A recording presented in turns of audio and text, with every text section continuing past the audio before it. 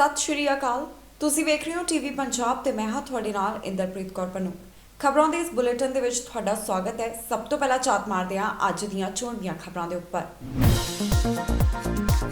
Air Canada ਦੇਵੇਗੀ ਯਾਤਰੀਆਂ ਨੂੰ ਰਿਫੰਡ। ਕਰੋਨਾ ਦੇ ਕਾਰਨ ਫਲਾਈਟਾਂ ਰੱਦ ਹੋਣ ਵਾਲਿਆਂ ਨੂੰ ਮਿਲੇਗਾ ਰਿਫੰਡ। ਆਉਣ ਵਾਲੇ ਦਿਨਾਂ ਦੇ ਵਿੱਚ ਕੌਣ ਲਗਵਾ ਸਕਦਾ ਹੈ ਵੈਕਸੀਨ? ਜਾਣੋ ਵੱਖ-ਵੱਖ ਪ੍ਰੋਵਿੰਸਾਂ ਦੇ ਵੈਕਸੀਨ ਪਲਾਨ। ਵੈਂਕੂਵਰ ਦੇ ਵਿੱਚ ਮਹਿੰਗੇ ਹੋ ਰਹੇ ਘਰ, ਵੱਧ ਕੀਮਤਾਂ ਤੇ ਲੋਕ ਖਰੀਦ ਰਹੇ ਹਨ ਘਰ। ਜਗਮੀਤ ਸਿੰਘ ਦੀ ਪਾਰਟੀ ਵੱਧ ਰਹੀ ਅੱਗੇ, ਕਈ ਪੋਲਾਂ ਦੇ ਵਿੱਚ ਗੱਲ ਆਈ ਸਾਹਮਣੇ। ਕੈਨੇਡਾ ਨੂੰ ਮਿਲੇਗਾ ਚੌਥਾ ਟੀਕਾ, ਜੌਨਸਨ ਐਂਡ ਜੌਨਸਨ ਨੂੰ ਮਿਲੇਗੀ ਮਨਜ਼ੂਰੀ। ਕਿਊਬੈਕ ਦੇਵੇਗਾ ਕੰਮ ਕਰਨ ਦਾ ਮੌਕਾ, ਕਿਊਬੈਕ ਨੇ ਐਲਾਨੇ ਨਵੇਂ ਪ੍ਰੋਗਰਾਮ। ਜਿਨ੍ਹਾਂ ਦੀਆਂ ਫਲਾਈਟਾਂ ਕਰੋਨਾ ਵਾਇਰਸ ਦੇ ਕਰਕੇ ਰੱਦ ਹੋਈਆਂ ਉਹਨਾਂ ਨੂੰ ਇਸ ਦੇ ਲਈ ਰੀਫੰਡ ਮਿਲੇਗਾ। ਜੀ ਹਾਂ, ਇਹ ਜਾਣਕਾਰੀ ਸਾਹਮਣੇ ਆਈ ਹੈ ਕਿ ਏਅਰ ਕੈਨੇਡਾ ਵੱਲੋਂ ਉਹਨਾਂ ਲੋਕਾਂ ਨੂੰ ਰੀਫੰਡ ਦਿੱਤਾ ਜਾਵੇਗਾ ਜਿਨ੍ਹਾਂ ਦੀਆਂ ਫਲਾਈਟਾਂ ਕਰੋਨਾ ਵਾਇਰਸ ਦੇ ਚੱਲਦਿਆਂ ਰੱਦ ਹੋਈਆਂ। ਕੈਨੇਡਾ ਦੇ ਵਿੱਚ ਜਿਨ੍ਹਾਂ ਦੀਆਂ ਵੀ ਫਲਾਈਟਸ ਕੋਵਿਡ-19 ਦੇ ਕਰਕੇ ਰੱਦ ਹੋਈਆਂ, ਏਅਰ ਕੈਨੇਡਾ ਵੱਲੋਂ ਹੁਣ ਉਹਨਾਂ ਨੂੰ ਰੀਫੰਡ ਕੀਤਾ ਜਾਵੇਗਾ। ਯੂਨੀਫੋਰ ਦੇ ਪ੍ਰੈਜ਼ੀਡੈਂਟ ਵੱਲੋਂ ਇਸ ਦੀ ਜਾਣਕਾਰੀ ਦਿੱਤੀ ਗਈ ਹੈ। ਉਹਨਾਂ ਨੇ ਕਿਹਾ ਕਿ ਏਅਰ ਕੈਨੇਡਾ ਉਹਨਾਂ ਸਾਰੇ ਮੁਸਾਫਿਰਾਂ ਨੂੰ ਪੈਸੇ ਵਾਪਸ ਕਰੇਗਾ, ਜਾਣੀ ਕਿ ਰਿਫੰਡ ਕਰੇਗਾ ਜਿਨ੍ਹਾਂ ਦੀਆਂ ਫਲਾਈਟਸ ਕੋਵਿਡ-19 ਵਾਇਰਸ ਦੇ ਕਰਕੇ ਰੱਦ ਹੋਈਆਂ। ਦੱਸੀਏ ਕਿ ਫੈਡਰਲ ਸਰਕਾਰ ਅਤੇ ਏਅਰ ਕੈਨੇਡਾ ਦੀ ਜੋ ਆਪਸ ਦੇ ਵਿੱਚ ਗੱਲਬਾਤ ਹੋਈ ਹੈ, ਉਸ ਤੋਂ ਬਾਅਦ ਏਅਰ ਕੈਨੇਡਾ ਵੱਲੋਂ ਇਸ ਨੂੰ ਲੈ ਕੇ ਸਹਿਮਤੀ ਪ੍ਰਗਟਾਈ ਗਈ ਕਿ ਉਹਨਾਂ ਵੱਲੋਂ ਰਿਫੰਡ ਕੀਤਾ ਜਾਵੇਗਾ। ਦੱਸੀਏ ਕਿ ਏਅਰ ਕੈਨੇਡਾ ਅਤੇ ਫਾਈਨਾਂਸ ਡਿਪਾਰਟਮੈਂਟ ਵੱਲੋਂ ਫਿਲਹਾਲ ਇਸ ਦੇ ਸੰਬੰਧ ਦੇ ਵਿੱਚ ਕੋਈ ਵੀ ਬਿਆਨ ਜਾਰੀ ਨਹੀਂ ਕੀਤਾ ਗਿਆ। ਮਾਰਚ ਮਹੀਨੇ ਤੋਂ ਹੀ ਕੈਨੇਡਾ ਦੇ ਵਿੱਚ ਕੋਵਿਡ-19 ਦੇ ਚੱਲਦਿਆਂ ਟਰੈਵਲ ਰੈਸਟ੍ਰਿਕਸ਼ਨਸ ਲਗਾਈਆਂ ਗਈਆਂ। ਬਹੁਤ ਸਾਰੇ ਅਜਿਹੇ ਯਾਤਰੀ ਸਨ ਜਿਨ੍ਹਾਂ ਦੀਆਂ ਫਲਾਈਟਸ ਕਰੋਨਾ ਵਾਇਰਸ ਦੇ ਚੱਲਦਿਆਂ ਰੱਦ ਹੋ ਗਈਆਂ। ਉਹਨਾਂ ਵੱਲੋਂ ਲਗਾਤਾਰ ਰੀਫੰਡ ਦੇ ਵਾਸਤੇ ਮੰਗ ਕੀਤੀ ਜਾ ਰਹੀ ਸੀ ਅਤੇ ਹੁਣ ਉਹਨਾਂ ਦੇ ਵਾਸਤੇ ਇੱਕ ਖਬਰ, ਇਹ ਅਪਡੇਟ ਸਾਹਮਣੇ ਆਈ ਹੈ ਕਿ ਏਅਰ ਕੈਨੇਡਾ ਵੱਲੋਂ ਉਹਨਾਂ ਦੀਆਂ ਜੋ ਫਲਾਈਟਾਂ ਕੋਵਿਡ-19 ਦੇ ਕਰਕੇ ਰੱਦ ਹੋਈਆਂ, ਇਸ ਦਾ ਰਿਫੰਡ ਉਹਨਾਂ ਨੂੰ ਦਿੱਤਾ ਜਾਵੇਗਾ। ਕੈਨੇਡਾ ਦੀਆਂ ਵੱਖ-ਵੱਖ ਪ੍ਰੋਵਿੰਸਸ ਅਤੇ ਟੈਰੀਟਰੀਜ਼ ਦੇ ਵਿੱਚ ਅਲੱਗ-ਅਲੱਗ ਵੈਕਸੀਨੇਸ਼ਨ ਪਲਾਨ ਚੱਲ ਰਹੇ ਹਨ। ਕਈ ਪ੍ਰੋਵਿੰਸ ਤੇ ਟੈਰੀਟਰੀਜ਼ ਫੇਜ਼ 1 ਦੇ ਵਿੱਚ ਹਨ ਅਤੇ ਕਈਆਂ ਵੱਲੋਂ ਨਵੇਂ ਪਲਾਨ ਦੀ ਸ਼ੁਰੂਆਤ ਕਰ ਦਿੱਤੀ ਗਈ ਹੈ ਜਾਂ ਕਈਆਂ ਵੱਲੋਂ ਅਪਾਇੰਟਮੈਂਟ ਲਈਆਂ ਜਾ ਰਹੀਆਂ ਨੇ। ਇਸ ਖਬਰ ਦੇ ਵਿੱਚ ਜਾਣਕਾਰੀ ਤੁਹਾਡੇ ਨਾਲ ਸਾਂਝੀ ਕਰਾਂਗੇ ਕਿ ਕਿਸ ਪ੍ਰੋਵਿੰਸ ਦੇ ਵਿੱਚ ਇਸ ਸਮੇਂ ਕਿਹਨਾਂ ਨੂੰ ਕਰੋਨਾ ਵੈਕਸੀਨ ਲਗਾਇਆ ਜਾ ਰਿਹਾ ਹੈ। ਕੈਨੇਡਾ ਦੀਆਂ ਪ੍ਰੋਵਿੰਸਸ ਦੇ ਵੱਲੋਂ ਜਾਣਕਾਰੀ ਦਿੱਤੀ ਗਈ ਹੈ ਕਿ ਆਉਣ ਵਾਲੇ ਦਿਨਾਂ ਦੇ ਵਿੱਚ ਕੋਵਿਡ-19 ਵੈਕਸੀਨ ਕਿਹਨਾਂ ਨੂੰ ਲਗਾਈ ਜਾਵੇਗੀ। ਕੈਨੇਡਾ ਦੀਆਂ ਵੱਖ-ਵੱਖ ਪ੍ਰੋਵਿੰਸਸ ਅਤੇ ਟੈਰੀਟਰੀਜ਼ ਦੇ ਵੱਲੋਂ ਇਸ ਬਾਰੇ ਦੇ ਵਿੱਚ ਜਾਣਕਾਰੀ ਸਾਂਝੀ ਕੀਤੀ ਗਈ ਹੈ। ਨਿਊ ਫਾਊਂਡਲੈਂਡ ਐਂਡ ਲੈਬਰਾਡੋਰ ਇਸ ਸਮੇਂ ਫੇਜ਼ 1 ਵੈਕਸੀਨ ਰੋਲ ਆਊਟ ਅਧੀਨ ਹੈ। ਇੱਥੇ health care workers, long term care homes ਦੇ ਸਟਾਫ ਅਤੇ ਐਡਵਾਂਸਡ ਏਜ ਦੇ ਲੋਕਾਂ ਨੂੰ ਕਰੋਨਾ ਵੈਕਸੀਨ ਲਗਾਈ ਜਾ ਰਹੀ ਹੈ। ਨਿਊ ਫਾਊਂਡਲੈਂਡ ਐਂਡ ਲੈਬਰਾਡੋਰ ਵੱਲੋਂ ਇਹ ਐਲਾਨ ਕੀਤਾ ਗਿਆ ਹੈ ਕਿ ਉਹਨਾਂ ਵੱਲੋਂ ਕਰੋਨਾ ਦੀ ਫਰਸਟ ਡੋਜ਼ ਅਤੇ ਸੈਕੰਡ ਡੋਜ਼ ਦੇ ਵਿੱਚ 4 ਮਹੀਨੇ ਦਾ ਗੈਪ ਰੱਖਿਆ ਜਾ ਰਿਹਾ ਹੈ। ਪਬਲਿਕ ਹੈਲਥ ਆਫੀਸ਼ੀਅਲਸ ਨੇ ਕਿਹਾ ਕਿ ਅਜਿਹਾ ਕਰਨ ਦੇ ਨਾਲ 40,000 ਹੋਰ ਲੋਕਾਂ ਨੂੰ ਕੋਵਿਡ ਵੈਕਸੀਨ ਦਾ ਡੋਜ਼ ਮਾਰਚ ਆਖਿਰ ਤੱਕ ਦਿੱਤਾ ਜਾ ਸਕਦਾ ਹੈ। ਨੋਵਾ ਸਕੋਸ਼ੀਆ ਦੇ ਹੈਲਥ ਆਫੀਸ਼ੀਅਲਸ ਦੇ ਵੱਲੋਂ ਨਵੇਂ ਵੈਕਸੀਨੇਸ਼ਨ ਪਲਾਨ ਦਾ ਐਲਾਨ ਕੀਤਾ ਗਿਆ। ਨੋਵਾ ਸਕੋਸ਼ੀਆ ਵੱਲੋਂ ਟੀਚਾ ਰੱਖਿਆ ਗਿਆ ਹੈ ਕਿ ਸਤੰਬਰ 2021 ਦੇ ਆਖਿਰ ਤੱਕ 75% ਲੋਕਾਂ ਨੂੰ ਕੋਰੋਨਾ ਵੈਕਸੀਨ ਲਗਾਈ ਜਾਵੇਗੀ। ਮਾਰਚ 8 ਦੇ ਹਫ਼ਤੇ ਦੌਰਾਨ ਨੋਵਾ ਸਕੋਸ਼ੀਆ ਨੂੰ 3000 ਆਕਸਫੋਰਡ ਐਸਟ੍ਰਾਜੈਨੇਕਾ ਕੋਵਿਡ-19 ਵੈਕਸੀਨ ਦੀਆਂ ਡੋਜ਼ਸ ਮਿਲਣਗੀਆਂ। ਹੈਲਥ ਆਫੀਸ਼ੀਅਲਸ ਨੇ ਕਿਹਾ ਹੈ ਕਿ ਅਪ੍ਰੈਲ 2 ਤੋਂ ਨਵੀਂ ਸ਼ਿਪਮੈਂਟ ਦਾ ਇਸਤੇਮਾਲ ਲੋਕਾਂ ਨੂੰ ਟੀਕਾ ਲਗਾਉਣ ਦੇ ਵਾਸਤੇ ਕੀਤਾ ਜਾਵੇਗਾ। ਇੱਥੇ ਮਾਰਚ 15 ਤੋਂ 50 ਸਾਲ ਤੋਂ ਲੈ ਕੇ 64 ਸਾਲ ਤੱਕ ਦੀ ਉਮਰ ਦੇ ਲੋਕਾਂ ਨੂੰ ਵੈਕਸੀਨੇਸ਼ਨ ਲਗਾਈ ਜਾਵੇਗੀ। ਪ੍ਰਿੰਸ ਐਡਵਰਡ ਆਈਲੈਂਡ ਨੇ ਕਿਹਾ ਹੈ ਕਿ ਜੁਲਾਈ 1 ਤੱਕ ਉਹਨਾਂ ਦਾ ਟੀਚਾ ਹੈ ਕਿ ਵੱਧ ਤੋਂ ਵੱਧ ਲੋਕਾਂ ਨੂੰ ਕਰੋਨਾ ਵੈਕਸੀਨ ਦਾ ਫਰਸਟ ਸ਼ਾਟ ਦਿੱਤਾ ਜਾਵੇ। ਨਿਊ ਬਰਨਸਵਿਕ ਵੱਲੋਂ ਸਪ੍ਰਿੰਗ ਤੋਂ ਨਵੇਂ ਵੈਕਸੀਨ ਰੋਲ ਆਊਟ ਪਲਾਨ ਦੀ ਸ਼ੁਰੂਆਤ ਕੀਤੀ ਜਾ ਰਹੀ ਹੈ।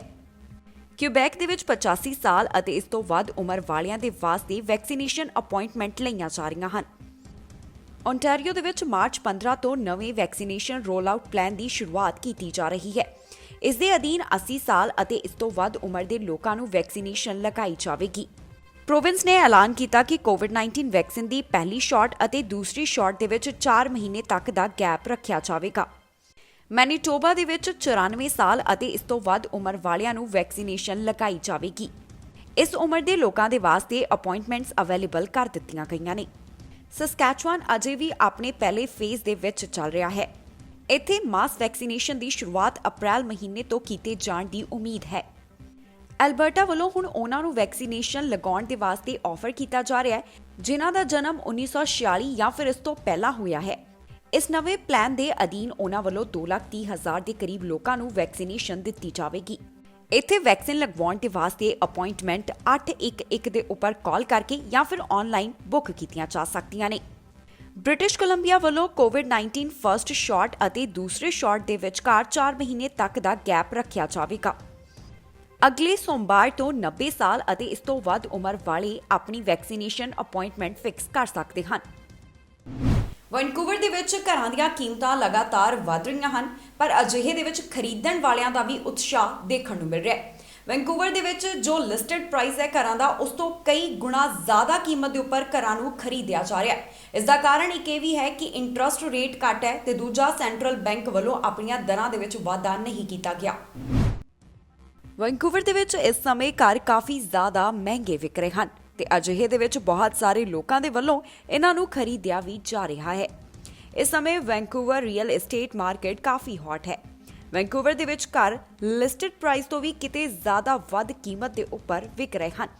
ਇਸ ਦੀ ਤਾਜ਼ਾ ਉਦਾਹਰਣ ਦੇਖਣ ਨੂੰ ਮਿਲੀ, ਜਿੱਥੇ ਵਿਕਟੋਰੀਆ ਡਰਾਈਵ ਦੇ ਵਿੱਚ ਫਰਵਰੀ 24 ਨੂੰ 2 ਸਟੋਰੀ ਘਰ ਵਿਕਣ ਦੇ ਵਾਸਤੇ ਲਗਾਇਆ ਗਿਆ। ਇਸ ਘਰ ਦਾ ਲਿਸਟਡ ਪ੍ਰਾਈਸ 1.7 ਮਿਲੀਅਨ ਰੱਖਿਆ ਗਿਆ ਅਤੇ ਬਾਇਰ ਵੱਲੋਂ ਇਸ ਨੂੰ $2.6 ਮਿਲੀਅਨ ਤੱਕ ਖਰੀਦਿਆ ਗਿਆ, ਜੋ ਕਿ ਲਿਸਟਡ ਪ੍ਰਾਈਸ ਤੋਂ $1,72,1,345 ਵੱਧ ਕੀਮਤ ਸੀ। ਇਹ ਸਭ ਉਦੋਂ ਹੁੰਦਾ ਹੈ ਜਦੋਂ ਰੀਅਲ ਸਟੇਟ ਮਾਰਕੀਟ ਕਾਫੀ ਜ਼ਿਆਦਾ ਹੌਟ ਹੋਵੇ। ਇਸ ਦਾ ਇੱਕ ਕਾਰਨ ਇਹ ਵੀ ਹੈ ਕਿ ਇੰਟਰਸਟ ਰੇਟ ਇਸ ਸਮੇਂ ਕਾਫੀ ਘੱਟ ਹੈ ਅਤੇ ਸੈਂਟਰਲ ਬੈਂਕ ਵੱਲੋਂ ਵੀ ਆਪਣੀਆਂ ਦਰਾਂ ਦੇ ਵਿੱਚ ਵਾਧਾ ਨਹੀਂ ਕੀਤਾ ਗਿਆ। 27 ਮਾਰਚ 2020 ਨੂੰ ਸੈਂਟਰਲ ਬੈਂਕ ਵੱਲੋਂ ਆਪਣੇ ਇੰਟਰਸਟ ਰੇਟ ਨੂੰ 0.25% ਘੱਟ ਕੀਤਾ ਗਿਆ। ਇਹ ਸਭ ਕੋਵਿਡ-19 ਵਾਇਰਸ ਦੇ ਚੱਲਦਿਆਂ ਕੀਤਾ ਗਿਆ। ਉਨ੍ਹਾਂ ਵੱਲੋਂ ਇਹ ਸੰਕੇਤ ਵੀ ਦਿੱਤਾ ਗਿਆ ਹੈ ਕਿ 2023 ਤੱਕ ਇਹੀ ਇੰਟਰਸਟ ਰੇਟ ਰਹਿਣ ਵਾਲਾ ਹੈ। ਕਈ ਐਕਸਪਰਟਸ ਦਾ ਮੰਨਣਾ ਹੈ ਕਿ ਦਰਾਂ ਵੱਧ ਵੀ ਸਕਦੀਆਂ ਨੇ, ਕਿਉਂਕਿ ਰੀਅਲ ਸਟੇਟ ਮਾਰਕੀਟ ਕਾਫੀ ਜ਼ਿਆਦਾ ਅਨਸਟੇਬਲ ਹੈ। ਅਜਿਹੇ ਦੇ ਵਿੱਚ ਬਹੁਤ ਕੁਝ ਹੋ ਸਕਦਾ ਹੈ। ਇੱਕ ਪਾਸੇ ਕਈ ਲੋਕ ਉਤਸ਼ਾਹਿਤ ਹੋ ਕੇ ਘਰਾਂ ਨੂੰ ਲਿਸਟਡ ਪ੍ਰਾਈਸ ਤੋਂ ਵੀ ਵੱਧ ਕੀਮਤ ਦੇ ਉੱਪਰ ਖਰੀਦ ਰਹੇ ਹਨ ਅਤੇ ਦੂਜੇ ਪਾਸੇ ਐਕਸਪਰਟਸ ਵੱਲੋਂ ਕਿਹਾ ਜਾ ਰਿਹਾ ਹੈ ਕਿ ਕੁਝ ਵੀ ਹੋ ਸਕਦਾ ਹੈ। ਸਪੌਟਲਾਈਟ ਦੇ ਵਿੱਚ ਆਉਣ ਨੂੰ ਲੈ ਕੇ ਆਪੋਜੀਸ਼ਨ ਪਾਰਟੀਆਂ ਵੱਲੋਂ ਲਗਾਤਾਰ ਜਦੋਜਹਿਦ ਕੀਤੀ ਜਾ ਰਹੀ ਹੈ, ਪਰ ਜੇਕਰ ਅਸੀਂ ਉੱਧਰ ਗੱਲ ਕਰੀਏ ਐਨਡੀਪੀ ਪਾਰਟੀ ਦੀ, ਜਾਨੀ ਜਗਮੀਤ ਸਿੰਘ ਦੀ ਐਨਡੀਪੀ ਪਾਰਟੀ ਦੀ, ਤਾਂ ਉਹ ਇਸ ਤੋਂ ਅਲੱਗ ਹੈ, ਕਿਉਂਕਿ ਇਹ ਪਾਰਟੀ ਰਾਈਜ਼ ਕਰਦੀ ਹੋਈ ਦਿਖਾਈ ਦੇ ਰਹੀ ਹੈ। ਵੱਖ-ਵੱਖ ਪੋਲ ਹੋਏ ਜਿਸ ਦੇ ਵਿੱਚ ਨਤੀਜਾ ਸਾਹਮਣੇ ਆਇਆ ਕਿ ਐਨਡੀਪੀ ਪਾਰਟੀ ਕਾਫੀ ਜ਼ਿਆਦਾ ਉੱਤੇ ਜਾਂ ਫਿਰ ਕਹਿ ਲਈਏ ਅੱਗੇ ਵਧ ਰਹੀ ਹੈ। ਕੈਨੇਡਾ ਦੇ ਵਿੱਚ ਆਪੋਜੀਸ਼ਨ ਪਾਰਟੀਆਂ ਸਪੌਟਲਾਈਟ ਲੈਣ ਦੇ ਵਾਸਤੇ ਸਟਰਗਲ ਕਰ ਰਹੀਆਂ ਹਨ। ਇਹਨਾਂ ਪਾਰਟੀਆਂ ਦੇ ਵਿੱਚ ਜਗਮੀਤ ਸਿੰਘ ਦੀ ਐਨਡੀਪੀ ਪਾਰਟੀ ਸ਼ਾਮਿਲ ਨਹੀਂ ਹੈ। ਜਗਮੀਤ ਸਿੰਘ ਦੀ ਪਾਰਟੀ ਲਗਾਤਾਰ ਰਾਈਜ਼ ਕਰ ਰਹੀ ਹੈ। ਇੱਕ ਪੋਲ ਦੇ ਮੁਤਾਬਕ ਜੋ ਡਾਟਾ ਸਾਹਮਣੇ ਆਇਆ ਹੈ, ਉਸ ਤੋਂ ਬਾਅਦ ਇਹ ਗੱਲ ਕਹੀ ਜਾ ਸਕਦੀ ਹੈ 2019 ਦੇ ਮੁਕਾਬਲੇ ਕੰਜ਼ਰਵੇਟਿਵ ਦੇ ਕੋਲ ਘੱਟ ਸਪੋਰਟ ਹੈ। ਇੱਕ ਪੋਲ ਦੇ ਵਿੱਚ ਨਿਊ ਡੈਮੋਕ੍ਰੇਟਸ 19% ਤੇ ਹੈ। ਤਾਜ਼ਾ ਨੰਬਰਾਂ ਦੇ ਮੁਤਾਬਕ ਪੋਲ ਦੇ ਵਿੱਚ ਐਨਡੀਪੀ ਦੀ ਪੋਜੀਸ਼ਨ ਸਾਹਮਣੇ ਆਈ ਹੈ। ਕਈ ਅਜਿਹੇ ਪੋਲ ਹਨ ਜਿਸ ਦੇ ਵਿੱਚ ਐਨਡੀਪੀ ਨੂੰ ਬਾਕੀਆਂ ਦੇ ਮੁਕਾਬਲੇ ਬੈਟਰ ਰਿਜ਼ਲਟਸ ਮਿਲੇ ਹਨ। ਇੰਟਰੈਕਟਿਵ ਵੌਇਸ ਰਿਸਪੌਂਸ ਦੇ ਮੁਕਾਬਲੇ ਐਨਡੀਪੀ ਨੂੰ ਆਨਲਾਈਨ ਸਰਵੇ ਦੇ ਵਿੱਚ ਜ਼ਿਆਦਾ ਸਪੋਰਟ ਮਿਲ ਰਹੀ ਹੈ। ਲੇਜਰ ਵੱਲੋਂ ਆਪਣੀ ਪਿਛਲੇ 7 ਪੋਲਸ ਦੇ ਵਿੱਚ 20 ਤੋਂ 23% ਦੇ ਵਿਚਕਾਰ ਉਹਨਾਂ ਨੂੰ ਸਪੋਰਟ ਦਿੱਤੀ ਗਈ, ਜਦਕਿ ਆਨਲਾਈਨ ਪੋਲਿੰਗ ਫਰਮ ਵੱਲੋਂ ਅਪ੍ਰੈਲ ਤੋਂ ਮਈ ਦੇ ਵਿੱਚ ਐਨਡੀਪੀ ਨੂੰ 14 ਤੋਂ ਲੈ ਕੇ 17% ਦੇ ਵਿਚਕਾਰ ਰੱਖਿਆ ਗਿਆ ਹੈ। ਮੇਨ ਸਟਰੀਟ ਰਿਸਰਚ ਜੋ ਕਿ IVR ਜ਼ਰੀਏ ਕੀਤੀ ਗਈ, ਉਹਨਾਂ ਨੇ ਐਨਡੀਪੀ ਨੂੰ 15% ਦੇ ਰੱਖਿਆ ਹੈ। ਇਸ ਤੋਂ ਪਹਿਲਾਂ ਸਰਵੇ ਦੇ ਵਿੱਚ ਉਹਨਾਂ ਵੱਲੋਂ ਐਨਡੀਪੀ ਨੂੰ 12 ਤੋਂ ਲੈ ਕੇ 14% ਦੇ ਵਿਚਕਾਰ ਰੱਖਿਆ ਗਿਆ ਸੀ। ਦੱਸ ਦਈਏ ਕਿ ਪਿਛਲੇ ਹਫ਼ਤੇ ਜਗਮੀਤ ਸਿੰਘ ਵੱਲੋਂ ਕਿਹਾ ਗਿਆ ਸੀ ਕਿ ਕੋਵਿਡ-19 ਦੇ ਕਰਕੇ ਉਹ ਹਾਊਸ ਆਫ ਕਾਮਨਸ ਦੇ ਵਿੱਚ ਲਿਬਰਲਸ ਨੂੰ ਹਰਾ ਕੇ ਜ਼ਬਰਦਸਤੀ ਚੋਣ ਨਹੀਂ ਕਰਵਾਉਣਾ ਚਾਹੁੰਦੇ। ਪੋਲ ਟਰੈਕਰ ਦੇ ਮੁਤਾਬਕ ਸਪ੍ਰਿੰਗ ਦੇ ਵਿੱਚ ਹੋਣ ਵਾਲੀਆਂ ਚੋਣਾਂ ਦੇ ਵਿੱਚ ਜਗਮੀਤ ਸਿੰਘ ਦੀ ਐਨਡੀਪੀ ਪਾਰਟੀ ਨੂੰ 29 ਸੀਟਾਂ ਦੇ ਉੱਪਰ ਫਾਇਦਾ ਹੋ ਸਕਦਾ ਹੈ। ਕੈਨੇਡਾ ਦੇ ਕੋਲ ਇਸ ਸਮੇਂ ਮੋਡਰਨਾ, ਫਾਈਜ਼ਰ ਅਤੇ ਐਸਟ੍ਰਾਜੈਨੇਕਾ ਵੈਕਸੀਨ ਹੈ ਅਤੇ ਹੁਣ ਇਹ ਉਮੀਦ ਕੀਤੀ ਜਾ ਰਹੀ ਹੈ ਕਿ ਜਲਦ ਹੀ ਕੈਨੇਡਾ ਨੂੰ ਚੌਥਾ ਵੈਕਸੀਨ ਵੀ ਮਿਲ ਜਾਵੇਗਾ। ਜੀ ਹਾਂ, ਜੌਨਸਨ ਐਂਡ ਜੌਨਸਨ ਦੇ ਵੈਕਸੀਨ ਨੂੰ ਹੈਲਥ ਕੈਨੇਡਾ ਵੱਲੋਂ ਅਪਰੂਵ ਕੀਤਾ ਜਾ ਸਕਦਾ ਹੈ। ਉਹ ਵੀ ਕੁਝ ਦਿਨਾਂ ਦੇ ਅੰਦਰ ਇਹ ਜਾਣਕਾਰੀ ਸਾਹਮਣੇ ਆਈ ਹੈ। ਫਾਈਜ਼ਰ, ਮੋਡਰਨਾ ਅਤੇ ਐਸਟ੍ਰਾਜੈਨੇਕਾ ਦੇ ਬਾਅਦ ਹੁਣ ਕੈਨੇਡਾ ਦੇ ਵਿੱਚ ਜੌਨਸਨ ਐਂਡ ਜੌਨਸਨ ਵੈਕਸੀਨ ਨੂੰ ਵੀ ਅਪਰੂਵਲ ਮਿਲ ਸਕਦਾ ਹੈ। ਉਮੀਦ ਕੀਤੀ ਜਾ ਰਹੀ ਹੈ ਕਿ ਅਗਲੇ ਕੁਝ ਦਿਨਾਂ ਦੌਰਾਨ ਇਸ ਟੀਕੇ ਨੂੰ ਹਰੀ ਝੰਡੀ ਦਿੱਤੀ ਜਾ ਸਕਦੀ ਹੈ। ਹੈਲਥ ਕੈਨੇਡਾ ਵੱਲੋਂ ਪ੍ਰੈਸ ਕਾਨਫਰੰਸ ਦੌਰਾਨ ਇਹ ਜਾਣਕਾਰੀ ਦਿੱਤੀ ਗਈ ਕਿ ਜੇਕਰ ਜੌਨਸਨ ਐਂਡ ਜੌਨਸਨ ਟੀਕਾ ਇੱਥੇ ਅਪਰੂਵ ਹੁੰਦਾ ਹੈ ਤਾਂ ਇਹ ਇੱਕ ਬਹੁਤ ਚੰਗੀ ਖੁਸ਼ਖਬਰੀ ਹੋਵੇਗੀ। ਹਾਲ ਹੀ ਦੇ ਵਿੱਚ ਕੈਨੇਡਾ ਵੱਲੋਂ ਐਸਟ੍ਰਾਜੈਨੇਕਾ ਵੈਕਸੀਨ ਨੂੰ ਇੱਥੇ ਅਪਰੂਵ ਕੀਤਾ ਗਿਆ। ਪ੍ਰਧਾਨ ਮੰਤਰੀ ਜਸਟਿਨ ਟਰੂਡੋ ਵੱਲੋਂ ਵੀ ਆਸ ਜਤਾਈ ਗਈ ਕਿ ਸਤੰਬਰ ਮਹੀਨੇ ਤੱਕ ਜ਼ਿਆਦਾ ਤੋਂ ਜ਼ਿਆਦਾ ਲੋਕਾਂ ਨੂੰ ਟੀਕਾ ਲਗਾ ਦਿੱਤਾ ਜਾਵੇਗਾ। ਕੈਨੇਡਾ ਵੱਲੋਂ ਜੌਨਸਨ ਐਂਡ ਜੌਨਸਨ ਵੈਕਸੀਨ ਦੇ ਨਾਲ 38 ਮਿਲੀਅਨ ਡੋਜ਼ਸ ਦਾ ਕੰਟਰੈਕਟ ਕੀਤਾ ਗਿਆ ਹੈ। ਜੌਨਸਨ ਐਂਡ ਜੌਨਸਨ ਵੱਲੋਂ ਸਤੰਬਰ ਮਹੀਨੇ ਤੱਕ 1 ਮਿਲੀਅਨ ਡੋਜ਼ਸ ਕੈਨੇਡਾ ਨੂੰ ਪਹੁੰਚਾਈਆਂ ਜਾਣਗੀਆਂ। ਜਾਣਕਾਰੀ ਦੇ ਲਈ ਦੱਸੀਏ ਕਿ ਕੈਨੇਡਾ ਵੱਲੋਂ ਕੋਵਿਡ-19 ਬੂਸਟਰ ਨੂੰ ਅਪਰੂਵ ਕਰਨ ਦੇ ਉੱਪਰ ਵੀ ਧਿਆਨ ਦਿੱਤਾ ਜਾ ਰਿਹਾ ਹੈ। ਕੈਨੇਡਾ ਵੱਲੋਂ ਇਸ ਨੂੰ ਜਲਦ ਹੀ ਮਨਜ਼ੂਰੀ ਦਿੱਤੀ ਜਾ ਸਕਦੀ ਹੈ। ਹੁਣ ਕੈਨੇਡਾ ਦੇ ਵਿੱਚ ਇਸ ਸਮੇਂ ਮੌਜੂਦਾ ਫਾਈਜ਼ਰ ਮੋਡਰਨਾ ਵੈਕਸੀਨੇਸ਼ਨ ਲੋਕਾਂ ਨੂੰ ਲਗਾਈ ਜਾ ਰਹੀ ਹੈ। ਐਸਟ੍ਰਾਜੈਨੇਕਾ ਵੈਕਸੀਨ ਦੀ ਪਹਿਲੀ ਸ਼ਿਪਮੈਂਟ ਵੀ ਕੈਨੇਡਾ ਨੂੰ ਮਿਲ ਗਈ ਹੈ। ਇਸ ਦੇ ਨਾਲ ਹੀ ਹੁਣ ਉਮੀਦ ਕੀਤੀ ਜਾ ਰਹੀ ਹੈ ਕਿ ਜਲਦ ਹੀ ਜੌਨਸਨ ਐਂਡ ਜੌਨਸਨ ਵੈਕਸੀਨ ਨੂੰ ਵੀ ਕੈਨੇਡਾ ਦੇ ਵਿੱਚ ਅਪਰੂਵਲ ਮਿਲ ਜਾਵੇਗਾ। ਇਸ ਦੇ ਨਾਲ ਕੈਨੇਡਾ ਦੇ ਵਿੱਚ ਵੈਕਸੀਨੇਸ਼ਨ ਹੋਰ ਜ਼ਿਆਦਾ ਤੇਜ਼ ਹੋਣ ਦੀ ਵੀ ਉਮੀਦ ਕੀਤੀ ਜਾ ਰਹੀ ਹੈ। ਕਿਊਬੈਕ ਵੱਲੋਂ ਕੰਮ ਕਰਨ ਦਾ ਨਵਾਂ ਮੌਕਾ ਦਿੱਤਾ ਜਾ ਰਿਹਾ ਹੈ। ਦਰਅਸਲ ਕਿਊਬੈਕ ਵੱਲੋਂ 3 ਨਵੇਂ ਪਾਇਲਟ ਪ੍ਰੋਗਰਾਮ ਦਾ ਐਲਾਨ ਕੀਤਾ ਗਿਆ ਹੈ ਜੋ ਕਿ ਉਹਨਾਂ ਵੱਲੋਂ ਚਲਾਏ ਜਾਣਗੇ, ਸ਼ੁਰੂਆਤ ਕੀਤੀ ਜਾਵੇਗੀ। ਇਸ ਦੇ ਵਾਸਤੇ ਜੋ ਸਮਾਂ ਤੈਅ ਕੀਤਾ ਗਿਆ ਜਦੋਂ ਇਹਨਾਂ ਤਿੰਨਾਂ ਪ੍ਰੋਗਰਾਮਾਂ ਨੂੰ ਸ਼ੁਰੂ ਕੀਤਾ ਜਾਵੇਗਾ ਇਹ ਉਹਨਾਂ ਵੱਲੋਂ ਦੱਸ ਦਿੱਤਾ ਗਿਆ ਹੈ। ਇਸ ਦੇ ਨਾਲ ਹੀ ਕਿਹਾ ਕਿ ਆਉਣ ਵਾਲੇ ਕੁਝ ਹਫ਼ਤਿਆਂ ਦੌਰਾਨ ਪੂਰੀ ਜਾਣਕਾਰੀ ਸਾਂਝੀ ਕੀਤੀ ਜਾਵੇਗੀ। ਕਿਊਬੈਕ ਵੱਲੋਂ 3 ਇਮੀਗ੍ਰੇਸ਼ਨ ਪਾਇਲਟ ਪ੍ਰੋਗਰਾਮ ਲਾਂਚ ਕੀਤੇ ਜਾ ਰਹੇ ਹਨ। ਕਿਊਬੈਕ ਨੇ ਕਿਹਾ ਹੈ ਕਿ ਆਉਣ ਵਾਲੇ ਕੁਝ ਹਫ਼ਤਿਆਂ ਦੇ ਦੌਰਾਨ ਉਹਨਾਂ ਵੱਲੋਂ 3 ਨਵੇਂ ਇਮੀਗ੍ਰੇਸ਼ਨ ਪਾਇਲਟ ਐਲਾਨੇ ਜਾਣਗੇ। ਇਹ ਪਾਇਲਟ ਪ੍ਰੋਗਰਾਮ ਉਹਨਾਂ ਫੋਰਨ ਨੈਸ਼ਨਲਸ ਲਈ ਹੈ ਜੋ ਫੂਡ ਪ੍ਰੋਸੈਸਿੰਗ, ਹੈਲਥ ਅਤੇ ਆਰਟੀਫੀਸ਼ੀਅਲ ਇੰਟੈਲੀਜੈਂਸ, ਇਨਫੋਰਮੇਸ਼ਨ ਟੈਕਨੋਲੋਜੀ ਅਤੇ ਵਿਜ਼ੂਅਲ ਇਫੈਕਟ ਦੇ ਵਿੱਚ ਕੰਮ ਕਰਦੇ ਹਨ। ਇਹ 5 ਸਾਲ ਵਾਸਤੇ ਹੋਵੇਗਾ। ਇਸ ਦਾ ਮੁੱਖ ਮਕਸਦ ਉਹਨਾਂ ਰਿਟੇਨ ਇਮੀਗ੍ਰੈਂਟਸ ਨੂੰ ਆਕਰਸ਼ਿਤ ਕਰਨਾ ਹੈ ਜਿਹੜੇ ਕਿਊਬੈਕ ਲੇਬਰ ਮਾਰਕੀਟ ਨੀਡਸ ਨੂੰ ਪੂਰੀਆਂ ਕਰਨਗੇ। ਹਰ ਇੱਕ ਪਾਇਲਟ ਦੇ ਤਹਿਤ MIFI ਵੱਲੋਂ 550 ਪ੍ਰਿੰਸੀਪਲ ਐਪਲੀਕੈਂਟਸ ਨੂੰ ਕਿਊਬੈਕ ਸਿਲੈਕਸ਼ਨ ਸਰਟੀਫਿਕੇਟ ਜਾਰੀ ਕੀਤੇ ਜਾਣਗੇ। ਇਹ ਪਾਇਲਟ ਦੇ ਲਈ ਐਲੀਜੀਬਲ ਹੋਣ ਵਾਸਤੇ ਐਪਲੀਕੈਂਟਸ ਦਾ 18 ਸਾਲ ਦਾ ਹੋਣਾ ਜ਼ਰੂਰੀ ਹੈ। ਇਹਨਾਂ ਚੋਂ ਜ਼ਿਆਦਾਤਰ ਸਟਰੀਮ ਦੇ ਵਿੱਚ ਕਿਊਬੈਕ ਦਾ ਵਰਕ ਐਕਸਪੀਰੀਅੰਸ ਲਾਜ਼ਮੀ ਹੈ। ਜੇਕਰ ਤੁਸੀਂ ਤਿੰਨਾਂ ਵਿੱਚੋਂ ਕਿਸੇ ਇੱਕ ਲਈ ਜਾਣੀ ਕਿ ਕਿਸੇ ਇੱਕ ਸਟਰੀਮ ਦੇ ਵਾਸਤੇ ਅਪਲਾਈ ਕਰਦੇ ਹੋ ਤਾਂ ਤੁਹਾਡੇ ਕੋਲ ਲੀਗਲ ਸਟੇਟਸ ਅਧੀਨ ਇੱਥੇ ਕੰਮ ਦਾ ਤਜਰਬਾ ਹੋਣਾ ਚਾਹੀਦਾ ਹੈ। ਐਪਲੀਕੈਂਟ ਵਾਸਤੇ ਜ਼ਰੂਰੀ ਹੈ ਕਿ ਉਸ ਵੱਲੋਂ ਪਰ ਵੀਕ ਘੱਟੋ ਘੱਟ 30 ਮਿੰਟ ਕੰਮ ਕੀਤਾ ਹੋਵੇ। ਫੂਡ ਪ੍ਰੋਸੈਸਿੰਗ ਦੇ ਵਾਸਤੇ ਜੋ ਪਾਇਲਟ ਪ੍ਰੋਗਰਾਮ ਹੈ ਇਸ ਦੀ ਸ਼ੁਰੂਆਤ ਮਾਰਚ 24 ਤੋਂ ਹੋਵੇਗੀ।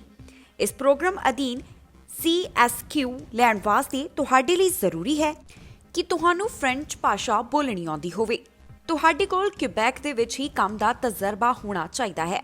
ਕਿਊਬੈਕ ਦੇ ਪ੍ਰੋਗਰਾਮ ਦਾ ਹਾਈ ਸਕੂਲ ਜਾਂ ਫਿਰ ਪ੍ਰੋਫੈਸ਼ਨਲ ਸਟੱਡੀਜ਼ ਦਾ ਡਿਪਲੋਮਾ ਹੋਣਾ ਜ਼ਰੂਰੀ ਹੈ। ਆਰਡਰ ਲਾਈਨਸ ਦੇ ਵਾਸਤੇ ਪਾਇਲਟ ਪ੍ਰੋਗਰਾਮ ਮਾਰਚ 31 ਤੋਂ ਸ਼ੁਰੂ ਕੀਤਾ ਜਾਵੇਗਾ। ਇਸ ਪਾਇਲਟ ਪ੍ਰੋਗਰਾਮ ਦੇ ਅਧੀਨ ਜ਼ਰੂਰੀ ਹੈ ਕਿ ਤੁਹਾਨੂੰ ਫ੍ਰੈਂਚ ਭਾਸ਼ਾ ਬੋਲਣੀ ਆਉਂਦੀ ਹੋਵੇ। ਇਸ ਦੇ ਨਾਲ ਹੀ ਇਹ ਵੀ ਜ਼ਰੂਰੀ ਹੈ ਕਿ ਤੁਸੀਂ ਕਿਊਬੈਕ ਦੇ ਵਿੱਚ ਹੀ ਕੰਮ ਕਰਦੇ ਹੋਵੋ। ਜੋ pilot programme artificial intelligence, information technology ਅਤੇ ਵਿਜ਼ੂਅਲ ਇਫੈਕਟਸ ਦੇ ਲਈ ਖੋਲ੍ਹਿਆ ਜਾਵੇਗਾ ਉਸ ਨੂੰ ਅਪ੍ਰੈਲ 22 ਤੋਂ ਲਾਂਚ ਕੀਤਾ ਜਾਵੇਗਾ। ਅਲਬਰਟਾ ਵੱਲੋਂ ਆਪਣੇ ਨਵੇਂ PNP ਡਰਾਅ ਦਾ ਐਲਾਨ ਕੀਤਾ ਗਿਆ। ਇਸ ਨਵੇਂ ਡਰਾਅ ਦੇ ਤਹਿਤ 159 ਉਮੀਦਵਾਰਾਂ ਨੂੰ ਸੱਦੇ ਜਾਰੀ ਕੀਤੇ ਗਏ ਹਨ। ਬਾਕੀ ਸਾਰੀ ਜਾਣਕਾਰੀ ਦੱਸਾਂਗੇ ਇਸ ਖਬਰ ਦੇ ਵਿੱਚ। ਅਲਬਰਟਾ ਵੱਲੋਂ ਆਪਣੇ ਨਵੇਂ PNP ਡਰਾਅ ਦਾ ਐਲਾਨ ਕੀਤਾ ਗਿਆ। ਇਸ ਨਵੇਂ PNP ਡਰਾਅ ਦੇ ਅਧੀਨ ਉਹਨਾਂ ਐਕਸਪ੍ਰੈਸ ਐਂਟਰੀ ਕੈਂਡੀਡੇਟਸ ਨੂੰ ਵੀ ਸੱਦੇ ਜਾਰੀ ਕੀਤੇ ਗਏ ਜਿਨ੍ਹਾਂ ਦਾ CRS ਸਕੋਰ 352 ਸੀ।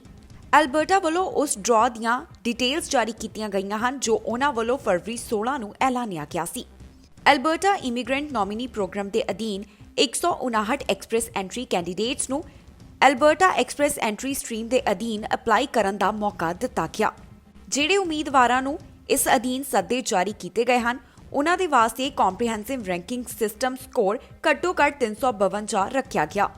ਜਿਹੜੇ ਵੀ ਕੈਂਡੀਡੇਟਸ ਨੂੰ ਅਲਬਰਟਾ ਦੇ ਪ੍ਰੋਵਿੰਸ਼ੀਅਲ ਨੋਮੀਨੀ ਪ੍ਰੋਗਰਾਮ ਦੇ ਅਧੀਨ ਸੱਦੇ ਜਾਰੀ ਕੀਤੇ ਗਏ ਹਨ ਉਹਨਾਂ ਦੇ ਵਾਸਤੇ ਜ਼ਰੂਰੀ ਸੀ ਕਿ ਐਕਸਪ੍ਰੈਸ ਐਂਟਰੀ ਸਟਰੀਮ ਵਿੱਚ ਉਹਨਾਂ ਦੀ ਪ੍ਰੋਫਾਈਲ ਹੋਵੇ। ਐਕਸਪ੍ਰੈਸ ਐਂਟਰੀ ਕੈਨੇਡਾ ਦੀਆਂ 3 federal high skilled immigration pathway ਦੇ ਵਾਸਤੇ ਐਪਲੀਕੇਸ਼ਨ ਮੈਨੇਜਮੈਂਟ ਸਿਸਟਮ ਹੈ ਅਤੇ ਇਹ 3 federal high skilled immigration pathway ਹਨ: federal skilled worker program, federal skilled trades program ਅਤੇ ਕੈਨੇਡੀਅਨ ਐਕਸਪੀਰੀਅੰਸ ਕਲਾਸ।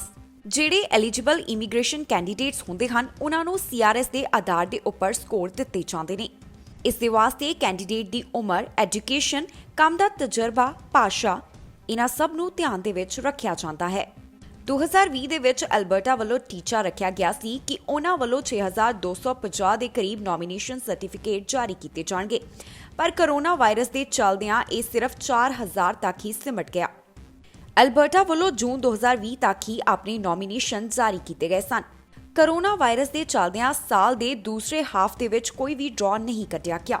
ਹੁਣ 2021 ਦੇ ਵਿੱਚ ਐਲਬਰਟਾ ਵੱਲੋਂ ਕਿੰਨੇ ਪ੍ਰੋਵਿੰਸ਼ੀਅਲ ਨੋਮੀਨੇਸ਼ਨਸ ਜਾਰੀ ਕੀਤੇ ਜਾਣਗੇ, ਇਸ ਦੇ ਬਾਰੇ ਅਜੇ ਉਹਨਾਂ ਵੱਲੋਂ ਕੋਈ ਜਾਣਕਾਰੀ ਸਾਂਝੀ ਨਹੀਂ ਕੀਤੀ ਗਈ। ਵੱਖ-ਵੱਖ ਪ੍ਰੋਵਿੰਸਸ ਦੇ ਵੱਲੋਂ ਪੀਐਨਪੀ ਡਰਾਅ ਸਮੇਂ-ਸਮੇਂ ਦੇ ਉੱਪਰ ਐਲਾਨੇ ਜਾ ਰਹੇ ਹਨ। ਇੱਕ ਟੀਚਾ ਰੱਖਿਆ ਗਿਆ ਹੈ ਕੈਨੇਡਾ ਇਮੀਗ੍ਰੇਸ਼ਨ ਦੇ ਵੱਲੋਂ, ਉਸ ਨੂੰ ਪੂਰਾ ਕਰਨ ਦੇ ਚੱਲਦਿਆਂ ਜ਼ਿਆਦਾ ਤੋਂ ਜ਼ਿਆਦਾ ਡਰਾਅ ਐਲਾਨ ਕੀਤੇ ਜਾ ਸਕਦੇ ਹਨ, ਇਹ ਉਮੀਦ ਕੀਤੀ ਜਾ ਰਹੀ ਹੈ। ਬ੍ਰਿਟਿਸ਼ ਕੋਲੰਬੀਆ ਵੱਲੋਂ ਆਪਣਾ ਡਰਾਅ ਐਲਾਨਿਆ ਗਿਆ, ਜਿਸ ਦੇ ਤਹਿਤ 444 ਉਮੀਦਵਾਰਾਂ ਨੂੰ ਸੱਦੇ ਜਾਰੀ ਕੀਤੇ ਗਏ। ਬ੍ਰਿਟਿਸ਼ ਕੋਲੰਬੀਆ ਵੱਲੋਂ ਆਪਣਾ ਨਵਾਂ ਪੀਐਨਪੀ ਇਨਵੀਟੇਸ਼ਨ ਰਾਉਂਡ ਡਿਕਲੇਅਰ ਕੀਤਾ ਗਿਆ। ਇਸ ਨਵੇਂ ਡਰਾਅ ਦੇ ਤਹਿਤ ਬ੍ਰਿਟਿਸ਼ ਕੋਲੰਬੀਆ ਵੱਲੋਂ 444 ਇਮੀਗ੍ਰੇਸ਼ਨ ਕੈਂਡੀਡੇਟਸ ਨੂੰ ਸੱਦੇ ਜਾਰੀ ਕੀਤੇ ਗਏ। ਬ੍ਰਿਟਿਸ਼ ਕੋਲੰਬੀਆ ਦਾ ਇਹ provincial nomination programme draw March 2 ਨੂੰ ਕੱਢਿਆ ਗਿਆ। ਸਕਿੱਲਸ ਇਮੀਗ੍ਰੇਸ਼ਨ ਅਤੇ ਐਕਸਪ੍ਰੈਸ ਐਂਟਰੀ ਬ੍ਰਿਟਿਸ਼ ਕੋਲੰਬੀਆ ਦੇ ਅਧੀਨ ਕੈਂਡੀਡੇਟਸ ਨੂੰ ਸੱਦੇ ਜਾਰੀ ਕੀਤੇ ਗਏ। ਜਿਹੜੇ ਉਮੀਦਵਾਰਾਂ ਨੂੰ ਇਸ ਡਰਾਅ ਦੇ ਤਹਿਤ ਸੱਦੇ ਜਾਰੀ ਕੀਤੇ ਗਏ, ਉਹ skilled worker, international graduate, entry level and semi skilled sub category ਦੇ ਅਧੀਨ ਸਨ।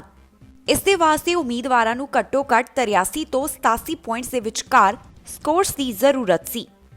ਇਸ ਪ੍ਰੋਵਿੰਸ ਵੱਲੋਂ ਹੁਣ ਤੱਕ 11 ਇਨਵੀਟੇਸ਼ਨ ਰਾਉਂਡ ਐਲਾਨੇ ਜਾ ਚੁੱਕੇ ਹਨ, ਜਿਸ ਦਾ ਮਤਲਬ ਹੈ ਕਿ 2021 ਦੇ ਵਿੱਚ ਹੁਣ ਤੱਕ ਇਸ ਪ੍ਰੋਵਿੰਸ ਦੇ ਵੱਲੋਂ 1839 ਇਨਵੀਟੇਸ਼ਨ ਜਾਰੀ ਕੀਤੇ ਜਾ ਚੁੱਕੇ ਨੇ। ਕੈਨੇਡਾ ਵੱਲੋਂ ਜੋ ਆਪਣਾ ਨਵਾਂ ਇਮੀਗ੍ਰੇਸ਼ਨ ਲੈਵਲਸ ਪਲਾਨ ਐਲਾਨਿਆ ਗਿਆ, ਉਸ ਦੇ ਤਹਿਤ ਟੀਚਾ ਹੈ ਕਿ ਵੱਧ ਤੋਂ ਵੱਧ ਇਮੀਗ੍ਰੈਂਟਸ ਦਾ ਕੈਨੇਡਾ ਦੇ ਵਿੱਚ ਸਵਾਗਤ ਕੀਤਾ ਜਾਵੇ। ਇਸੇ ਦੇ ਚੱਲਦਿਆਂ ਕੈਨੇਡਾ ਵੱਲੋਂ ਲਗਾਤਾਰ ਪੀਐਨਪੀ ਅਤੇ ਐਕਸਪ੍ਰੈਸ ਐਂਟਰੀ ਡਰਾਅ ਐਲਾਨੇ ਜਾ ਰਹੇ ਹਨ, ਤਾਂ ਕਿ ਜੋ ਟੀਚਾ ਕੈਨੇਡਾ ਵੱਲੋਂ ਮਿੱਥਿਆ ਗਿਆ ਹੈ ਉਸ ਨੂੰ ਪੂਰਾ ਕੀਤਾ ਜਾ ਸਕੇ। ਦੱਸ ਦਈਏ ਕਿ ਪਿਛਲੇ ਸਾਲ ਦਾ ਟੀਚਾ ਪੂਰਾ ਨਹੀਂ ਹੋ ਸਕਿਆ। ਅਮਰੀਕਾ ਦੇ ਰਾਸ਼ਟਰਪਤੀ ਦੇ ਤੌਰ ਦੇ ਉੱਪਰ ਅਹੁਦਾ ਸੰਭਾਲਣ ਤੋਂ ਬਾਅਦ ਜੋ ਬਾਈਡਨ ਵੱਲੋਂ ਕਿਹਾ ਗਿਆ ਕਿ ਹੁਣ ਅਮਰੀਕਨਸ ਦੇ ਲਈ ਮਾਸਕ ਪਾਉਣਾ ਲਾਜ਼ਮੀ ਹੋਵੇਗਾ। ਟੈਕਸਸ ਦੇ ਗਵਰਨਰ ਵੱਲੋਂ ਪਿਛਲੇ ਦਿਨੀ ਇਹ ਕਿਹਾ ਗਿਆ ਕਿ ਹੁਣ ਟੈਕਸਸ ਦੇ ਵਿੱਚ ਮਾਸਕ ਪਾਉਣਾ ਲਾਜ਼ਮੀ ਨਹੀਂ ਹੋਵੇਗਾ। ਜੇਕਰ ਕੋਈ ਮਾਸਕ ਪਹਿਨਣਾ ਚਾਹੁੰਦਾ ਹੈ ਤਾਂ ਉਹ ਆਪਣੇ ਆਪ ਆਪਣੀ ਮਰਜ਼ੀ ਦੇ ਨਾਲ ਮਾਸਕ ਨੂੰ ਪਾ ਸਕਦਾ ਹੈ। ਇਹ ਜੋ ਫੈਸਲਾ ਉਹਨਾਂ ਵੱਲੋਂ ਲਿਆ ਗਿਆ, ਇਸ ਦੀ ਨਿੰਦਾ ਕੀਤੀ ਗਈ ਹੈ ਜੋ ਬਾਈਡਨ ਵੱਲੋਂ। ਜੋ ਬਾਈਡਨ ਨੇ ਕਿਹਾ ਕਿ ਇਹ ਜੋ ਹੈ ਇਹ ਕਾਫੀ ਗਲਤ ਡਿਸੀਜਨ ਹੈ, ਕਿਉਂਕਿ ਜੋ ਮਾਸਕ ਹੈ ਉਹ ਤੁਹਾਨੂੰ ਕਾਫੀ ਹੱਦ ਤੱਕ ਵਾਇਰਸ ਤੋਂ ਬਚਾਉਂਦਾ ਹੈ। ਅਮਰੀਕਨਸ ਜਿਨ੍ਹਾਂ ਦੇ ਉੱਪਰ ਕੋਰੋਨਾ ਵਾਇਰਸ ਦਾ ਕਾਫੀ ਜ਼ਿਆਦਾ ਪ੍ਰਭਾਵ ਹੈ, ਉਹਨਾਂ ਹਰ ਕਿਸੇ ਤੱਕ ਅਜੇ ਵੈਕਸੀਨ ਨੂੰ ਪਹੁੰਚਾਉਣਾ ਸੌਖਾ ਨਹੀਂ ਹੈ, ਪਰ ਜਿਹੜਾ ਮਾਸਕ ਹੈ ਉਹ ਕਾਫੀ ਹੱਦ ਤੱਕ ਤੁਹਾਡੇ ਲਈ ਮਦਦਗਾਰ ਸਾਬਿਤ ਹੋ ਰਿਹਾ ਹੈ। ਪਿਛਲੇ ਦਿਨੀ ਟੈਕਸਸ ਦੇ ਗਵਰਨਰ ਨੇ ਕਿਹਾ ਕਿ ਹੁਣ ਇੱਥੇ ਮਾਸਕ ਪਾਉਣਾ ਲਾਜ਼ਮੀ ਨਹੀਂ ਹੋਵੇਗਾ। ਇਸ ਐਲਾਨ ਤੋਂ ਬਾਅਦ ਅਮਰੀਕਾ ਦੇ ਪ੍ਰੈਜ਼ੀਡੈਂਟ ਦਾ ਵੀ ਹੁਣ ਪੱਖ ਸਾਹਮਣੇ ਆਇਆ ਹੈ। ਜੋ ਬਾਈਡਨ ਦਾ ਕਹਿਣਾ ਹੈ ਕਿ ਜੋ ਗੱਲ ਟੈਕਸਸ ਦੇ ਗਵਰਨਰ ਵੱਲੋਂ ਕਹੀ ਗਈ ਹੈ ਉਹ ਇੱਕ ਵੱਡੀ ਗਲਤੀ ਹੈ। ਉਨ੍ਹਾਂ ਕਿਹਾ ਕਿ ਯੂਐਸ ਦੇ ਵਿੱਚ ਅਜੇ ਵੀ ਕੋਰੋਨਾ ਵਾਇਰਸ ਦਾ ਖਤਰਾ ਬਰਕਰਾਰ ਹੈ। ਅਜਿਹੇ ਦੇ ਵਿੱਚ ਜੋ ਮਾਸਕ ਪਾਉਣੇ ਲਾਜ਼ਮੀ ਕੀਤੇ ਗਏ ਉਸ ਨੂੰ ਹਟਾਉਣਾ ਗਲਤ ਹੋਵੇਗਾ। ਉਨ੍ਹਾਂ ਕਿਹਾ ਕਿ ਮਾਸਕ ਪਾਉਣ ਦੇ ਨਾਲ ਇੱਕ ਵੱਡਾ ਫਰਕ ਸਾਹਮਣੇ ਆਉਂਦਾ ਹੈ। ਇਸ ਦੇ ਨਾਲ ਵਾਇਰਸ ਨੂੰ ਕਾਫੀ ਹੱਦ ਤੱਕ ਕੰਟਰੋਲ ਕੀਤਾ ਜਾ ਸਕਦਾ ਹੈ। ਬਾਈਡਨ ਨੇ ਕਿਹਾ ਕਿ ਵੈਕਸੀਨੇਸ਼ਨ ਤੇਜ਼ ਕਰਨ ਦੇ ਨਾਲ ਕੋਰੋਨਾ ਵਾਇਰਸ ਦੇ ਫੈਲਾਅ ਨੂੰ ਰੋਕਿਆ ਜਾ ਸਕਦਾ ਹੈ, ਪਰ ਫਿਰ ਵੀ ਅਜੇ ਮਾਸਕ ਪਾਉਣਾ, ਫਿਜ਼ੀਕਲ ਡਿਸਟੈਂਸਿੰਗ ਦਾ ਖਿਆਲ ਰੱਖਣਾ ਬੇहद ਜ਼ਰੂਰੀ ਹੈ। ਰਾਸ਼ਟਰਪਤੀ ਨੇ ਕਿਹਾ ਕਿ ਅਮਰੀਕਾ ਦੇ ਵਿੱਚ 5,11,000 ਦੇ ਕਰੀਬ ਲੋਕਾਂ ਦੀ ਇਸ ਵਾਇਰਸ ਦੇ ਕਰਕੇ ਹੁਣ ਤੱਕ ਜਾਨ ਜਾ ਚੁੱਕੀ ਹੈ।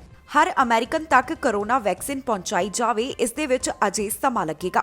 ਉਨ੍ਹਾਂ ਕਿਹਾ ਕਿ ਤਦ ਤੱਕ ਮਾਸਕ ਹੀ ਸਾਡੀ ਇਸ ਵਾਇਰਸ ਤੋਂ ਸਹਾਇਤਾ ਕਰਨਗੇ। ਦੱਸੀਏ ਕਿ ਹਾਲ ਹੀ ਦੇ ਵਿੱਚ ਟੈਕਸਸ ਦੇ ਗਵਰਨਰ ਵੱਲੋਂ ਐਲਾਨ ਕੀਤਾ ਗਿਆ ਕਿ ਇਸ ਸੂਬੇ ਦੇ ਵਿੱਚ ਹੁਣ ਮਾਸਕ ਪਾਉਣਾ ਲਾਜ਼ਮੀ ਨਹੀਂ ਹੋਵੇਗਾ। ਜੇਕਰ ਕੋਈ ਮਾਸਕ ਪਾਉਣਾ ਚਾਹੁੰਦਾ ਹੈ ਤਾਂ ਉਹ ਆਪਣੇ ਤੌਰ ਦੇ ਉੱਪਰ ਪਾ ਸਕਦਾ ਹੈ। ਉਧਰ ਕਈ ਲੋਕਾਂ ਵੱਲੋਂ ਇਸ ਫੈਸਲੇ ਦੀ ਆਲੋਚਨਾ ਵੀ ਕੀਤੀ ਗਈ ਹੈ। ਟੈਕਸਸ ਦੀਆਂ ਕਈ ਕੰਪਨੀਆਂ ਵੱਲੋਂ ਇਹ ਗੱਲ ਕਹੀ ਗਈ ਕਿ ਉਹਨਾਂ ਦੇ EMPLOYEES ਮਾਸਕ ਪਾਉਣਾ ਜਾਰੀ ਰੱਖਣਗੇ, ਕਿਉਂਕਿ ਇਸ ਦੇ ਨਾਲ ਅਸੀਂ ਖੁਦ ਨੂੰ ਵਾਇਰਸ ਤੋਂ ਬਚਾ ਸਕਦੇ ਹਾਂ। ਪ੍ਰਧਾਨ ਮੰਤਰੀ ਜਸਟਿਨ ਟਰੂਡੋ ਵੱਲੋਂ ਪ੍ਰੈਸ ਕਾਨਫਰੰਸ ਦੇ ਦੌਰਾਨ ਜਾਣਕਾਰੀ ਸਾਂਝੀ ਕੀਤੀ ਗਈ ਕਿ ਜ਼ਿਆਦਾਤਰ ਕੈਨੇਡੀਅਨਸ ਨੂੰ ਕਦੋਂ ਕੋਰੋਨਾ ਵੈਕਸੀਨ ਲਗਾਈ ਜਾਵੇਗੀ। ਪ੍ਰਧਾਨ ਮੰਤਰੀ ਨੇ ਬੋਲਦਿਆਂ ਦੱਸਿਆ ਕਿ ਸਤੰਬਰ ਮਹੀਨੇ ਤੱਕ ਉਹਨਾਂ ਦਾ ਟੀਚਾ ਹੈ ਕਿ ਜ਼ਿਆਦਾ ਤੋਂ ਜ਼ਿਆਦਾ ਲੋਕਾਂ ਨੂੰ ਕੋਰੋਨਾ ਵੈਕਸੀਨ ਲਗਾਈ ਜਾਵੇ। ਉਹਨਾਂ ਨੇ ਕਿਹਾ ਕਿ ਇਸ ਸਮੇਂ ਮੋਡਰਨਾ ਤੇ ਫਾਈਜ਼ਰ ਵੈਕਸੀਨ ਤਾਂ ਆਮ ਲੋਕਾਂ ਨੂੰ ਜਾਂ ਫਿਰ ਵੱਖ-ਵੱਖ ਜਿਹੜੇ ਹੈਲਥ ਕੇਅਰ ਵਰਕਰਸ ਨੇ ਉਹਨਾਂ ਨੂੰ ਲਗਾਇਆ ਜਾ ਹੀ ਰਿਹਾ ਹੈ। ਹੁਣ ਜਿਹੜਾ ਐਸਟ੍ਰਾਜੈਨੇਕਾ ਵੈਕਸੀਨ ਅਪਰੂਵ ਕੀਤਾ ਗਿਆ ਉਸ ਦੀ ਸ਼ਿਪਮੈਂਟ ਵੀ ਕੈਨੇਡਾ ਦੇ ਵਿੱਚ ਪਹੁੰਚ ਗਈ ਹੈ। ਉਮੀਦ ਕੀਤੀ ਜਾ ਰਹੀ ਹੈ ਕਿ ਵੈਕਸੀਨੇਸ਼ਨ ਹੋਰ ਵੀ ਜ਼ਿਆਦਾ ਤੇਜ਼ ਹੋਵੇਗੀ। ਪ੍ਰਧਾਨ ਮੰਤਰੀ ਜਸਟਿਨ ਟਰੂਡੋ ਵੱਲੋਂ ਕੋਵਿਡ-19 ਵੈਕਸੀਨ ਦੇ ਬਾਰੇ ਵਿੱਚ ਜਾਣਕਾਰੀ ਸਾਂਝੀ ਕੀਤੀ ਗਈ। ਉਨ੍ਹਾਂ ਕਿਹਾ ਕਿ ਆਮ ਲੋਕਾਂ ਤੱਕ ਜਲਦ ਤੋਂ ਜਲਦ ਕਰੋਨਾ ਟੀਕਾ ਪਹੁੰਚਾਇਆ ਜਾਵੇਗਾ। ਇਸ ਨੂੰ ਲੈ ਕੇ ਉਨ੍ਹਾਂ ਵੱਲੋਂ ਆਸ ਦਾ ਪ੍ਰਗਟਾਵਾ ਕੀਤਾ ਗਿਆ। ਪ੍ਰਧਾਨ ਮੰਤਰੀ ਜਸਟਿਨ ਟਰੂਡੋ ਨੇ ਪ੍ਰੈਸ ਕਾਨਫਰੰਸ ਦੌਰਾਨ ਕਿਹਾ ਕਿ ਸਤੰਬਰ ਮਹੀਨੇ ਤੱਕ ਹਰ ਕਰੋਨਾ ਵੈਕਸੀਨ ਲਗਵਾਉਣ ਵਾਲੇ ਨੂੰ ਇਹ ਟੀਕਾ ਪਹੁੰਚਾਇਆ ਜਾਵੇਗਾ। ਦੱਸ ਦਈਏ ਕਿ ਫਾਈਜ਼ਰ ਮੋਡਰਨਾ ਵੈਕਸੀਨ ਤੋਂ ਬਾਅਦ ਆਕਸਫੋਰਡ ਐਸਟ੍ਰਾਜੈਨੇਕਾ ਵੈਕਸੀਨ ਵੀ ਹੈਲਥ ਕੈਨੇਡਾ ਵੱਲੋਂ ਮਨਜ਼ੂਰ ਕੀਤੀ ਗਈ ਹੈ। ਇਸ ਦੇ ਨਾਲ ਉਮੀਦ ਜਾਗੀ ਹੈ ਕਿ ਜਲਦ ਤੋਂ ਜਲਦ ਵੈਕਸੀਨੇਸ਼ਨ ਕੈਨੇਡੀਅਨਸ ਨੂੰ ਲਗਾਈ ਜਾਵੇਗੀ। ਜਾਣਕਾਰੀ ਦੇ ਲਈ ਦੱਸ ਦਈਏ ਕਿ ਐਸਟ੍ਰਾਜੈਨੇਕਾ ਵੈਕਸੀਨ ਦੀ ਪਹਿਲੀ ਸ਼ਿਪਮੈਂਟ 5 ਲੱਖ ਡੋਜ਼ਸ ਕੈਨੇਡਾ ਪਹੁੰਚ ਚੁੱਕੀਆਂ ਨੇ। There was so much to learn about this new virus, and the pandemic was about to be declared. But right from the start, one thing was clear. The Canadians would step up to whatever challenges lay ahead. Well, every day since, we've seen that to be true. From the experts running testing centres and doing world-class modelling, to the manufacturers making masks and gloves, Canadian know-how has kept people safe. It has saved lives, and it has helped us chart the path through this crisis. That is something worth investing in.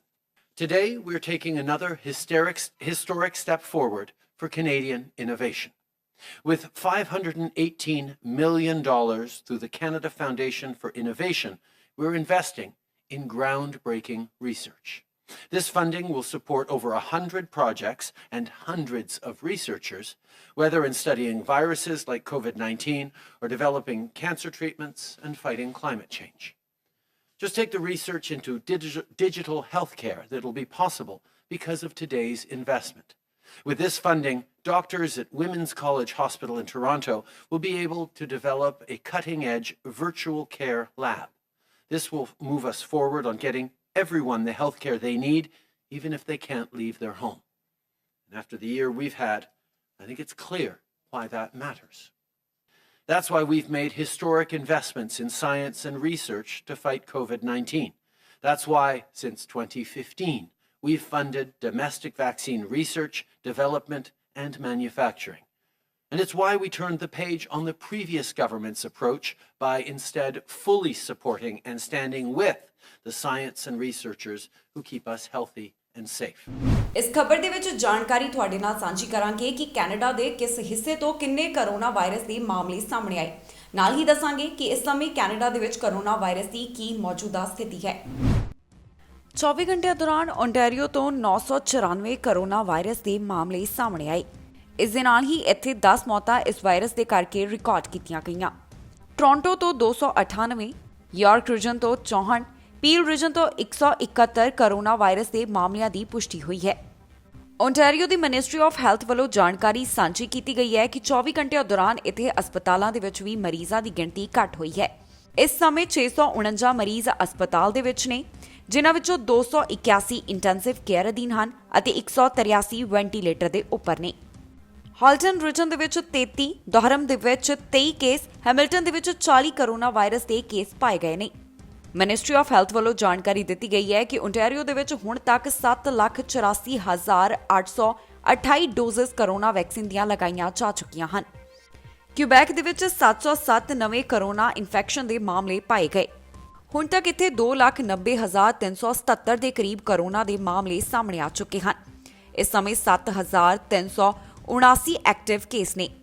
24 ਘੰਟਿਆਂ ਦੌਰਾਨ ਇੱਥੇ ਹੋਈਆਂ 20 ਮੌਤਾਂ ਤੋਂ ਬਾਅਦ ਕੁੱਲ ਅੰਕੜਾ 10,455 ਹੋ ਗਿਆ। ਇਸ ਸਮੇਂ 626 ਦੇ ਕਰੀਬ ਮਰੀਜ਼ ਹਸਪਤਾਲ ਦੇ ਵਿੱਚ ਨੇ, ਜਿਨ੍ਹਾਂ ਵਿੱਚੋਂ 115 ਇੰਟੈਂਸਿਵ ਕੇਅਰ ਅਧੀਨ ਹਨ। ਇਸ ਪ੍ਰੋਵਿੰਸ ਦੇ ਵਿੱਚ ਹੁਣ ਤੱਕ 4,90,504 ਦੇ ਕਰੀਬ ਕੋਵਿਡ ਡੋਜ਼ ਲਗਾਈਆਂ ਜਾ ਚੁੱਕੀਆਂ ਹਨ। ਮੈਨੀਟੋਬਾ ਦੇ ਵਿੱਚ 51 ਕਰੋਨਾ ਵਾਇਰਸ ਦੇ ਮਾਮਲੇ ਰਿਕਾਰਡ ਕੀਤੇ ਗਏ। ਕਰੋਨਾ ਵਾਇਰਸ ਦੀ ਸ਼ੁਰੂਆਤ ਤੋਂ ਲੈ ਕੇ ਹੁਣ ਤੱਕ ਮੈਨੀਟੋਬਾ ਦੇ ਵਿੱਚ 903 ਜਾਨਾਂ ਵਾਇਰਸ ਦੇ ਕਰਕੇ ਜਾ ਚੁੱਕੀਆਂ ਨੇ। ਇਸ ਸਮੇਂ ਹਸਪਤਾਲ ਦੇ ਵਿੱਚ 181 ਦੇ ਕਰੀਬ ਮਰੀਜ਼ ਹਨ, ਜਿਨ੍ਹਾਂ ਵਿੱਚੋਂ 24 ਇੰਟੈਂਸਿਵ ਕੇਅਰ ਅਧੀਨ ਨੇ। ਕੈਨੇਡਾ ਦੇ ਵਿੱਚ ਹੁਣ ਤੱਕ 8,77,000 ਦੇ ਕਰੀਬ ਕਰੋਨਾ ਵਾਇਰਸ ਦੇ ਮਾਮਲੇ ਸਾਹਮਣੇ ਆ ਚੁੱਕੇ ਹਨ। ਹੁਣ ਤੱਕ ਇੱਥੇ 22,138 ਦੇ ਕਰੀਬ ਲੋਕਾਂ ਦੀ ਇਸ ਵਾਇਰਸ ਦੇ ਕਰਕੇ ਜਾਨ ਜਾ ਚੁੱਕੀ ਹੈ। 8,26,000 ਦੇ ਕਰੀਬ ਕੈਨੇਡਾ ਦੇ ਵਿੱਚ ਰਿਕਵਰਡ ਕੇਸ ਨੇ। ਇਸ ਦੇ ਨਾਲ ਹੀ ਜਾਂਦੇ ਇੱਕ ਵਾਰ ਫਿਰ ਤੋਂ ਝਾਤ ਮਾਰਦੇ ਹਾਂ ਅੱਜ ਦੀਆਂ ਚੋਣਵੀਆਂ ਖਬਰਾਂ ਦੇ ਉੱਪਰ। ਏਅਰ ਕੈਨੇਡਾ ਦੇਵੇਗੀ ਯਾਤਰੀਆਂ ਨੂੰ ਰਿਫੰਡ। ਕੋਰੋਨਾ ਦੇ ਕਾਰਨ ਫਲਾਈਟਾਂ ਰੱਦ ਹੋਣ ਵਾਲਿਆਂ ਨੂੰ ਮਿਲੇਗਾ ਰਿਫੰਡ। ਆਉਣ ਵਾਲੇ ਦਿਨਾਂ ਦੇ ਵਿੱਚ ਕੌਣ ਲਗਵਾ ਸਕਦਾ ਹੈ ਵੈਕਸੀਨ? ਜਾਣੋ ਵੱਖ-ਵੱਖ ਪ੍ਰੋਵਿੰਸਾਂ ਦੇ ਵੈਕਸੀਨ ਪਲਾਨ। ਵੈਂਕੂਵਰ ਦੇ ਵਿੱਚ ਮਹਿੰਗੇ ਹੋ ਰਹੇ ਘਰ, ਵੱਧ ਕੀਮਤਾਂ ਤੇ ਲੋਕ ਖਰੀਦ ਰਹੇ ਹਨ ਘਰ। ਜਗਮੀਤ ਸਿੰਘ ਦੀ ਪਾਰਟੀ ਵੱਧ ਰਹੀ ਅੱਗੇ, ਕਈ ਪੋਲਾਂ ਦੇ ਵਿੱਚ ਗੱਲ ਆਈ ਸਾਹਮਣੇ। ਕੈਨੇਡਾ ਨੂੰ ਮਿਲੇਗਾ ਚੌਥਾ ਟੀਕਾ, ਜੌਨਸਨ ਐਂਡ ਜੌਨਸਨ ਨੂੰ ਮਿਲੇਗੀ ਮਨਜ਼ੂਰੀ। ਕਿਊਬੈਕ ਦੇਵੇਗਾ ਕੰਮ ਕਰਨ ਦਾ ਮੌਕਾ, ਕਿਊਬੈਕ ਨੇ ਐਲਾਨੇ ਨਵੇਂ ਪ੍ਰੋਗਰਾਮ। ਖਬਰਾਂ ਦੇ ਇਸ ਬੁਲੇਟਿਨ ਦੇ ਵਿੱਚ ਇੰਨਾ ਹੀ। ਨਵੀਆਂ ਤੇ ਤਾਜ਼ੀਆਂ ਖਬਰਾਂ ਲੈ ਕੇ ਫਿਰ ਤੋਂ ਹਾਜ਼ਰ ਹੋਵਾਂਗੇ। ਫਿਲਹਾਲ ਮੈਨੂੰ ਇੰਦਰਪ੍ਰੀਤ ਕੌਰ ਪੰਨੂ ਨੂੰ ਦਿਓ ਇਜਾਜ਼ਤ ਤੇ ਤੁਸੀਂ ਵੇਖਦੇ ਰਹੋ ਟੀਵੀ ਪੰਜਾਬ।